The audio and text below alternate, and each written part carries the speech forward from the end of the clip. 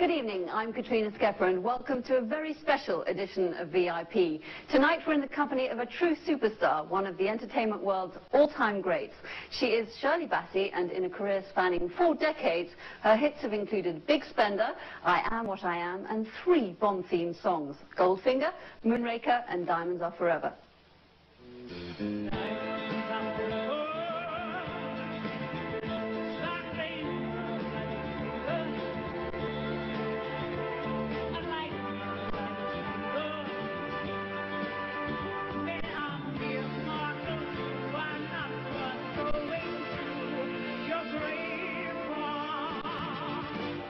I don't need love, cause I couldn't love to see diamonds never lie. Oh, when love's gone,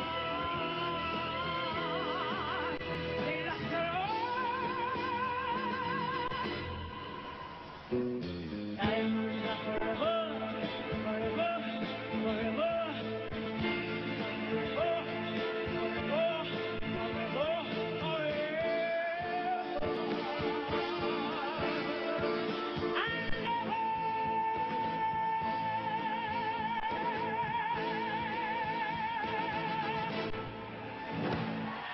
Well, that's a wonderful welcome show. I will forever associate you with the Bond films, all Bond films, even when you don't sing the theme tunes. It's very much a special part of your life and your career, isn't it? Yes, and it's strange you should say that, because they did a survey on the man in the street, and you asked them who sang this Bond song, who sang that Bond song, and they said about 8 out of 10 people said Shirley Bassey, Shirley Bassey, Shirley Bassey, Shirley Bassey. So all the others got forgotten along the way. And that we just saw you performing that at a very special celebration of your 60th birthday. At all You said it. I said it. But it's all right. I've been telling everybody I'm 29. No, rubbish. You should go out there and say, hey, this is how you want to be. I was so proud of that, because it is a big thing, and a big number, you know, 60, that I was very happy to say it. But after and I'm celebrating this whole year. But after that, I'm going back to 29. What's the sort of, I suppose, the level of celebration? I mean, it's not, you say you're going to take a whole year to celebrate. It's not just a birthday, it's your whole life, it's your career, it's the highlights, like the Bond themes, for instance. Right. I mean, celebrated, I meant the birthday, but I mean, I was about to say singing is a celebration. It is, actually, but it is not the behind the scenes, working up for that is not. Is it still hard work? It's hard work. It's hard getting to the top, but it's hard, much harder to stay there. I mean, you really have to work at it. Is that because of the competition, or because the expectancy? I mean, what people want from you is ever increasing. Yes, you burn yourself out. I mean, you go so far, unless you have this God-given talent and you learn as you're growing up with it what to do with it, that it can all burn out, you know. I mean, you were discovered, I think, something incredible, aged 14, wasn't it? You were in Wales, where you were born and brought up. Actually, I started to sing at amateur shows at 14, but I was discovered at 16, and I became professional at 16. And when you say you were growing up and you were learning things as you went along, were they mostly about projecting, performing, about how to train your voice? Because you always had this gift.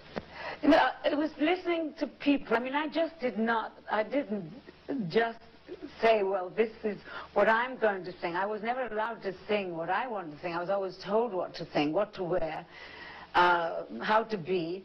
I had a very tough manager, and thank God I did, because I learned from him. And I learned from other performers, which we all learn from somebody. You know, if you're a writer, then you learn from your favorite writer, etc., and so on, you know. Was it true that a manager of yours said early on that you'd never learn to sing properly until you'd experienced what it was to have a broken heart? Or was that you who said? Yes, he said, it was, my voice was like a diamond, but it was a rough, uncut diamond, and it would only be cut and become a fully fledged, proper diamond if I'd fallen in love and was rejected, and I thought, could you best say this to me? I'm only 18 years old. I mean, Who needs rejection even when you're 18? Exactly, it was a terrible thing to say. But he was right. I mean, eventually it became that way because I was just singing words, you know. Lyrics, just sort of being put in front of you. And then suddenly I did have a romance that was broken off, and not by me, and my heart was broken.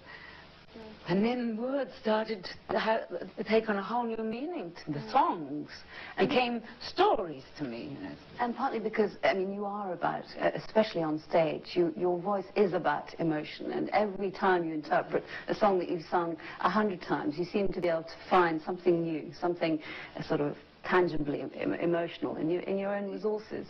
Yes, at the beginning I would say, well, not Goldfinger, I can't do that again, and I would put it to bed for a while, and then the audience would go mad, or I once took out Big Spender, and I thought they were going to lynch me, and so that went right back in. You know, and I've learned to live with that too, but then I get to sing it between some of the new things that I want to do, which eventually, you know, become people's favorites also.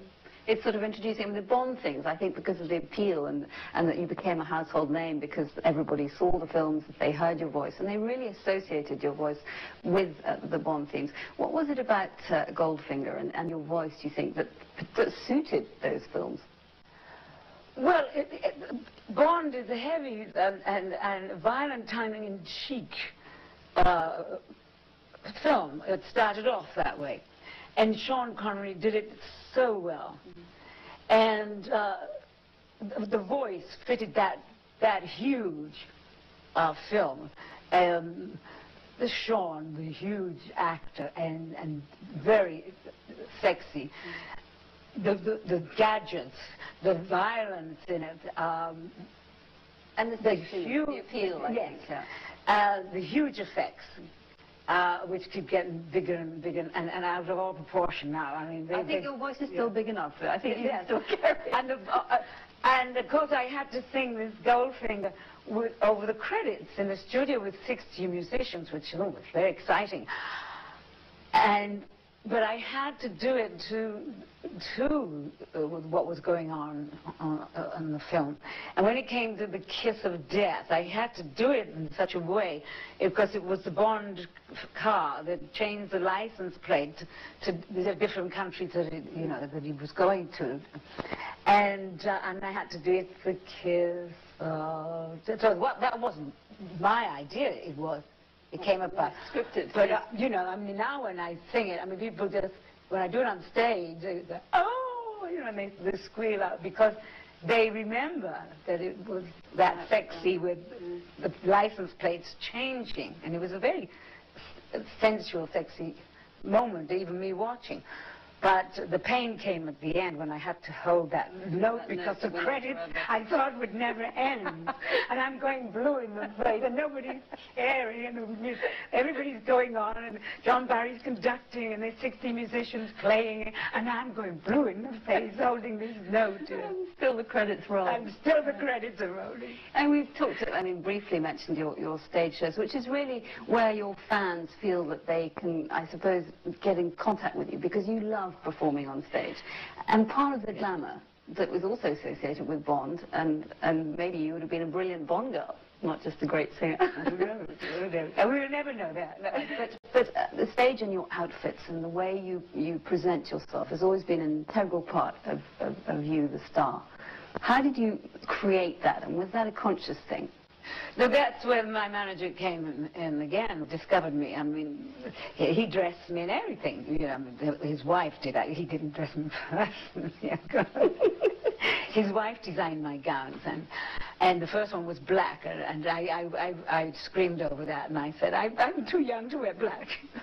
You open my wardrobe now, and there's a sea of black. You know. little black dresses, long black dresses. Every type of shape. Yeah, every type. You can always shape rely and form, on a little black dress. But tell us about the ones that, I mean, some of the more glamorous ones, some of the more exceptional ones that were designed for you or with you that sort of stick out in your memory. My very first one, which Doug Darnell had created, and it was all diamonded, and it weighed a ton. Oh, and that's why I created the little mincy steps, because I mean, it was too heavy to do a full stride on stage, you know.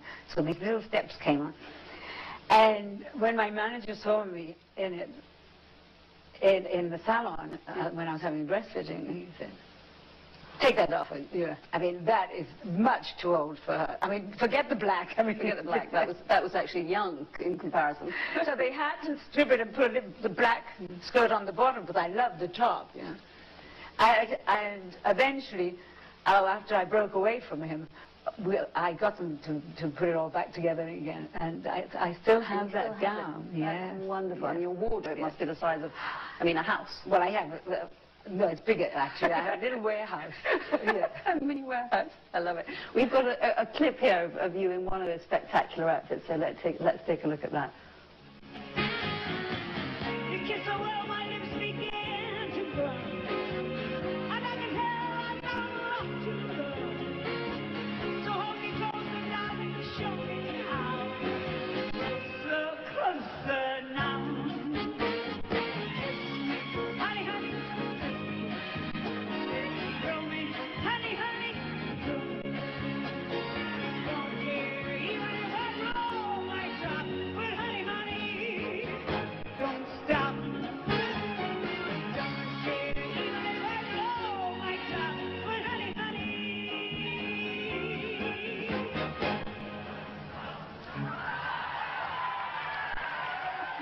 There's lots more to come of that. That was Kiss Me, of course, from another clip from your 60th birthday celebration. But I'd never seen a crowd like that, you know. Fantastic. And to sing Kiss Me, Don't Stop before I even got there. I mean, that just threw me completely. And that dress, I mean, actually, I have to reveal, because we can't show the whole thing, but it did start to come apart.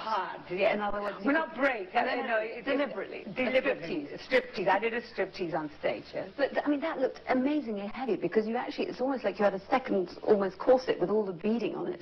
Wasn't it? No, actually, it was terribly light. Really? Yes. Yeah. Well, I mean, they're not solid sort of diamonds and... No, it's all on a light base. Right. And even that voluminous skirt, I mean, there's layers and layers of it, you know, and I thought, I'm going to trip over it, and, you know, but no, I mean, you do these wonderful kicks and things, and it's very theatrical. And those fans we saw, I mean, you've got some fantastic, but young fans. I mean, are you ever sort of surprised at how you've not only carried all your your original fans, but you've got a fantastic following of young people? I'm constantly surprised. Every time I go out there and I see the young audience, I mean, the youngest in that audience was 5 years old. Oh, that is young. Gave me a bottle of champagne. He's got the right habit early on.